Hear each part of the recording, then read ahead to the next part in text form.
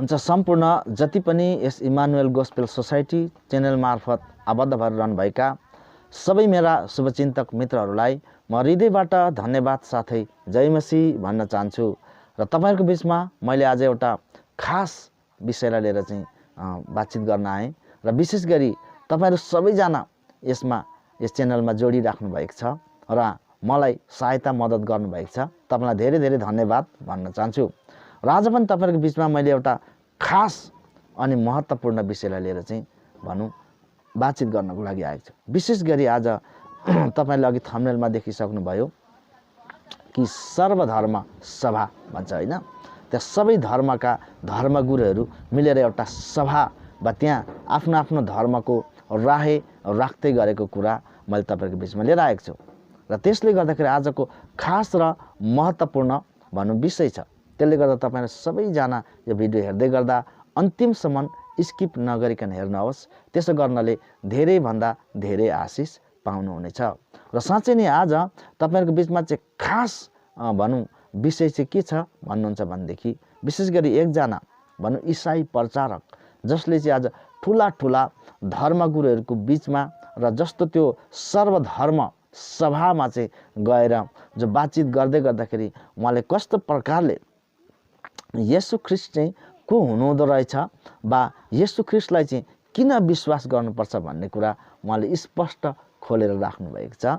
र त्यही नै भिडियो मैले तपाईहरुको बीचमा मैले पनि युट्युबबाट हेरेको थिएँ र त्यो चाहिँ मलाई एउटा खास लाग्यो। उहाँको जुन चाहिँ प्रचार खास लाग्यो। त्यसले गर्दा आज म तपाईहरुलाई पनि त्यो केही अलिकति भिडियो क्लिप देखाउँ भन्ने विचारले म आएको छु। त्यसले गर्दा हजुरहरूलाई म विनम्र अनुरोध गर्दछु कि यो भिडियोलाई सम्पूर्ण भिडियो हेर्नुहोस् र कस्तो लाग्छ हैन।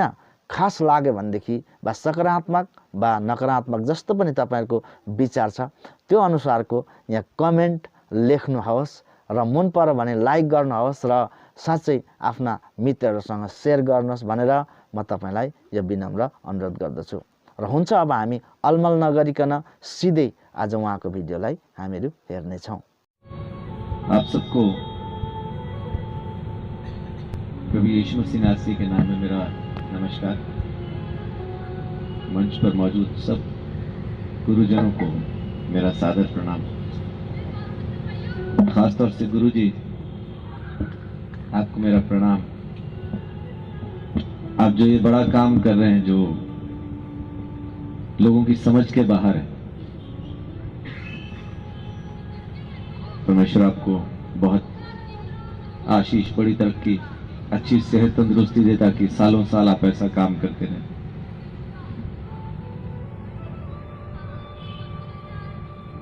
ये सभा जिन दिनों में होती है उन्हीं दिनों में हमारा भी एक जो बड़ा फंक्शन होता है जिसको हम क्रिसमस कहते हैं वो भी इन्हीं दिनों में होता है।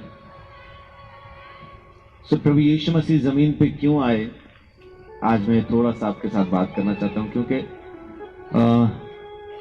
जब हम धर्म की बात करना शुरू करते हैं तो फिर वो बंट जाता है।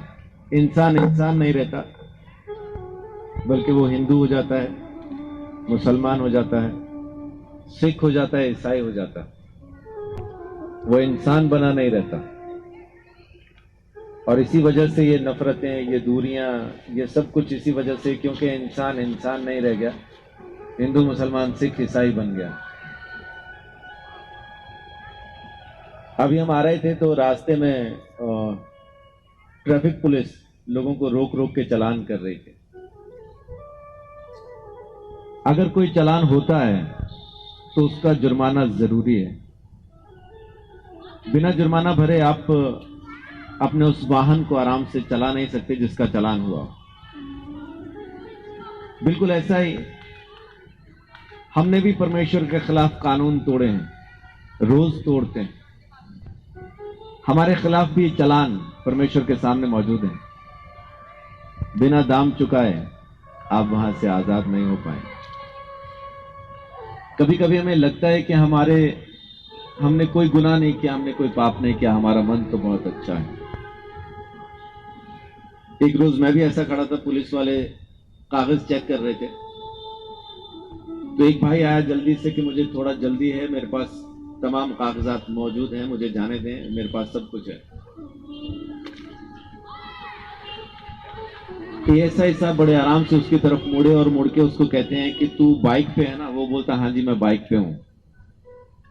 तो एएसआई साहब ने बोला मैं तेरा 72 चीजों के लिए चालान कर सकता हूं, जिसमें से एक चीज ये है कि तू स्लीपर पहन के बाइक नहीं चला सकता। मुझे भी पहली बार पता चला, शायद उसको भी पहली बार पता चला होगा। तो वो खामोश हो गया, चुपचाप खड़ा हो गया, क्योंकि उसको पता चल गया कि मेरा चालान हो सकता है।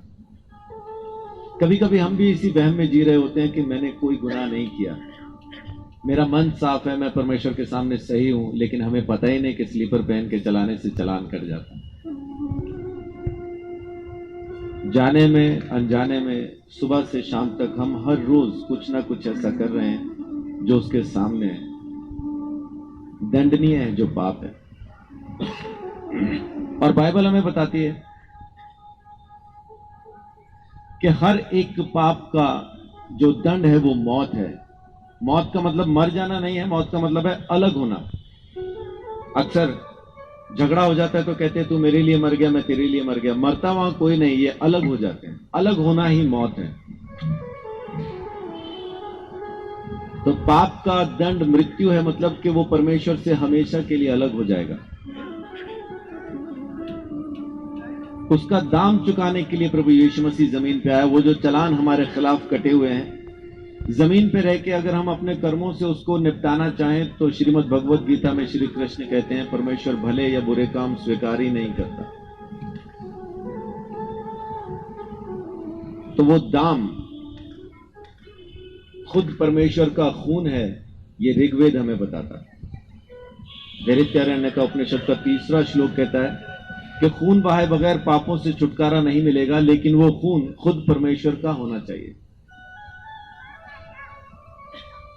और जब तक वो दाम चुकाया ना जाए, जब तक वो कीमत अदा ना की जाए, तब तक कोई अपने गुनाह से आजाद नहीं हो सकता। और इसी काम के लिए प्रभु यीशु मसीह जमीन पे आए और उन्होंने आके सारी मानव जाति के लिए, यहां थोड़ा सा मैं स्पष्ट करना चाहूंगा, किसी धर्म के लिए नहीं, किसी एक धर्म के लिए नहीं, एक क्या किसी भी धर्म के लिए यीशु मसीह ने अपना खून नहीं बहाया। उसने इंसान के लिए अपना खून बहाया। जो कोई चाहता है कि मैं अपने दंड से आजाद हो जाऊं, अपने गुनाहों से छूट जाऊं, उस परमेश्वर ने एक मुक्तिदाता को जमीन पे भेजा। उसके लहू बहाने से सारी मानव जाति अपने पाप के दंड से आजाद हो गई। मेरे जैसे बहुत से आए, बहुत से आते रहेंगे जो मार्ग बताएंगे, ये मार्ग वो मार्ग, लेकिन यीशु मसीह ने कहा मार्ग मैं हूं। वो खुद परमेश्वर की तरफ से मार्ग बन के जमीन पे आया ताकि हम उसके द्वारा खरीदे जाएं और परमेश्वर की संतान बन जाएं। लेकिन हम लोग परमेश्वर को तलाशने की बजाय, क्योंकि अपन लोग थोड़ा सुस्त लोग हैं, हमें पकी पकाई चाहिए, परमेश्वर को तलाशना नहीं चाहते, बल्कि जो कुछ सामने आ जाए उसी को परमेश्वर मान के अपन आराम से पूजने के लिए तैयार है। क्यों? क्योंकि ये आसान है ना हमारे लिए। हमें परमेश्वर की तलाश नहीं है, हमें परमेश्वर की जरूरत है। जिस रोज आपको परमेश्वर की तलाश हो जाएगी, उस रोज वो आपको मिल जाएगा। अभी तक तो सिर्फ जरूरत है, मेरा ये काम हो जाए, मेरा वो काम हो जाए, ये चढ़ा देंगे, वो उतार लेंगे, उधर जाएंगे, ये कर लेंगे, ऐसा बहुत कुछ। यानी जरूरत के लिए हम परमेश्वर को याद कर रहे हैं, उसको याद करने के लिए याद नहीं कर रहे। जिस रोज आप परमेश्वर को तलाशेंगे, जिस रोज आपका रिश्ता उससे हो जाएगा, उस रोज सब कुछ हो जाएगा। और वो धर्म में नहीं आएगा, मैं ईमानदारी से आपको बता रहा हूं, यहां आपको कहता हूं, उसके सामने ये प्रकट हो जाएगा कि किसी भी धर्म के लोग उसके सामने नहीं होंगे, ना हिंदू, ना मुसलमान, ना सिख, ना ईसाई। उसके सामने सिर्फ वो लोग होंगे जिन्होंने अपने पाप को स्वीकार कर, उस मुक्ति के दंड को, उस दाम को स्वीकार कर उस परमेश्वर के पास आने के लिए अपने आप को चुन लिया। परमेश्वर से प्रेम करें, परमेश्वर से मोहब्बत करें, उसके साथ एक रिश्ता बनाएं। वो बाप है, पूजने की चीज नहीं है। उसकी सुन के, उसकी मानने के लिए हमें उसके पास आना है। परमेश्वर को हम सब मानते हैं, अब परमेश्वर की कौन कौन मानता है, वो उसकी संतान है। परमेश्वर को मानना और परमेश्वर की मानना इन दोनों में जमीन आसमान का फर्क है। जिस रोज आप परमेश्वर की मानने लगेंगे उस रोज सब सही हो जाएगा। फिर आप धर्मों से और सब चीजों से निकल आएंगे, फिर आपको कोई परेशानी नहीं रहेगी।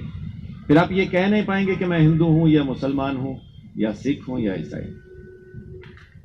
मुझे अक्सर लोग पूछते हैं कि आप लोग, मुझसे पूछा जाता है क्या आप ईसाई हैं, तो मेरा जवाब होता है बनने की कोशिश कर रहा हूं भाई। अभी तो ढंग से इंसान भी नहीं बन पाया, बाकी बनना तो दूर की बात। जैसे जैसे आप उसको जानते जाएंगे वैसा वैसा आप उसके जैसे होते जाएंगे। तो परमेश्वर का हम सब के लिए एक ही प्लान है, एक ही योजना है कि हम होते होते होते, बनते बनते बनते, बदलते बदलते बदलते उसके जैसे बन जाए। आज मैं यही संदेश देना चाहता हूं कि परमेश्वर ने अपने मुक्तिदाता को, अपने बेटे को जमीन पे भेजा, जिसने दाम चुका के अपना खून बहा के संसार के अंदर से पापियों को खरीद के परमेश्वर के संतान बनाया। जो कोई इस बात का विश्वास करता वो यूं उद्धार पा लेता है और परमेश्वर की संतान बन जाता है। परमेश्वर आप सबको बहुत आशीष दे, बड़ी बरकत दे। बहुत बहुत धन्यवाद।